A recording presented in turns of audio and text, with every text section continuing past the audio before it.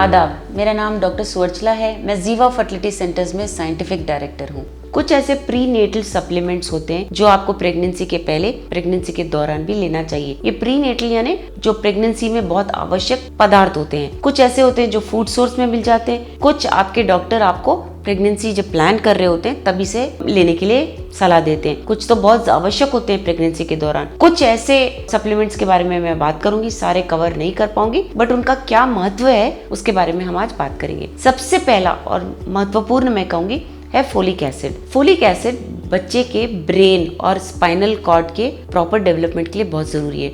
अगर folic acid आपके body में कम रहा तो न्यूरल ट्यूब डिफेक्ट्स यानी स्पाइन के बर्थ डिफेक्ट्स हो सकते हैं। ये आप अपने खाने में भी इंक्लूड कर सकते हैं, लेकिन आपके डॉक्टर आपको सप्लीमेंट लेने की भी सलाह देंगे, क्योंकि हर रोज आप पालक नहीं खा सकते, हर रोज आप ऐसे पदार्थ नहीं खा सकते जिसमें फोलिक एसिड है। इसीलिए एक सप्लीमेंट की तरह भी इसे आपको दिया जाएगा। नेक्स्ट है कैल्शियम।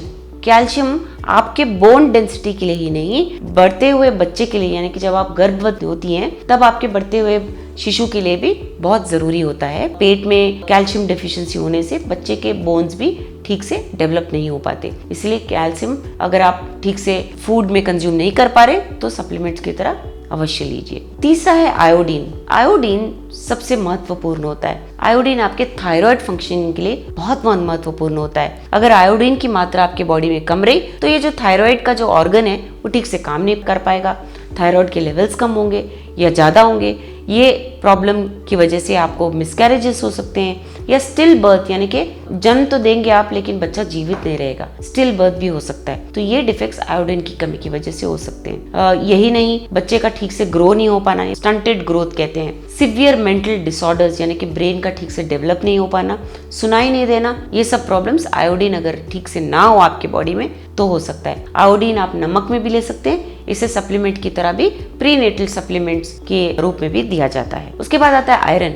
आयरन की मात्रा अवश्य बॉडी में जो नॉर्मल लेवल्स होने चाहिए उतने रहने चाहिए, क्योंकि आयरन से ही रेड ब्लड सेल्स बनते हैं। रेड ब्लड सेल्स आपके बॉडी में ऑक्सीजन पहुंचाते हैं। यही नहीं, आपके शिशु के बॉडी में भी रेड ब्लड सेल्स जो हैं ऑक्सीजन पहुंचाते हैं। अगर ये रेड ब्लड सेल्स ही कम रहे तो आपके बच्चे तक ऑक्सीजन ठीक से पहुंच नहीं पाएगा, वो ठीक से सांस नहीं ले पाएगा, ठीक से ग्रो नहीं हो पाएगा। ये सब प्रॉब्लम्स हो सकते हैं। इसीलिए आयरन की मात्रा अवश्य बैलेंस रखिए, ठीक से रखिए। या आप अपने खाने में भी इंक्लूड कर सकते हैं या सप्लीमेंट की तरह भी ले सकते हैं। ऑफ कोर्स ये सब आपके डॉक्टर आपके लेवल्स चेक करने के बाद ही आपको सलाह देंगे। अगला होता है ओमेगा 3 फैटी एसिड। अगर इस सप्लीमेंट की मात्रा कम हो तो प्री टर्म बर्थ हो सकता है, स्टिल बर्थ हो सकता है, बच्चे में वजन कम होना, पैदा होने के बाद ये प्रॉब्लम हो सकता है। ये सब ओमेगा 3 फैटी एसिड्स कम होने के कारण हो सकता है। इसलिए आपको अपने बॉडी में खाद्य पदार्थ से इसे सप्लीमेंट करना चाहिए। अगर आप वेजिटेरियन हो, नॉन वेजिटेरियन हो, बहुत सारे ऑप्शन हैं।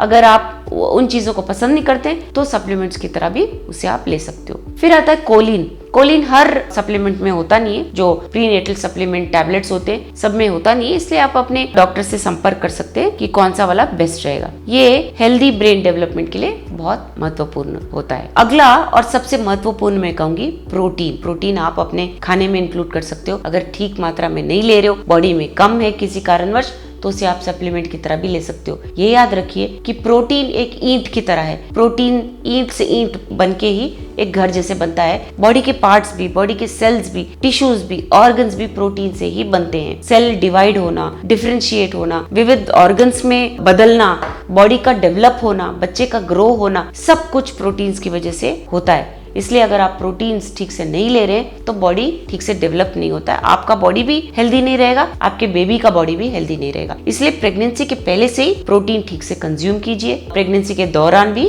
ठीक से प्रोटीन लेवल्स आपके आहार में होने चाहिए। इसके बारे में अगर आपको और जानकारी चाहिए अवश्य जीवा फर्टिलिटी सेंटर्स आइए। Thank you. हमने इस वीडियो बनाने के लिए बहुत मुशक्कत की है। मेहरबानी करके हमें लाइक और सब्सक्राइब जरूर कीजिएगा।